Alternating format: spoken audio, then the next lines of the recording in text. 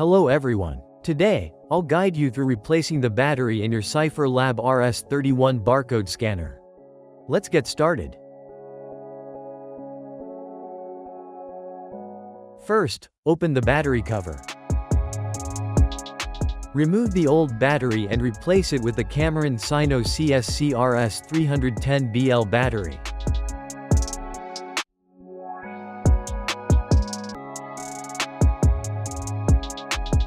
Put the battery cover back in place.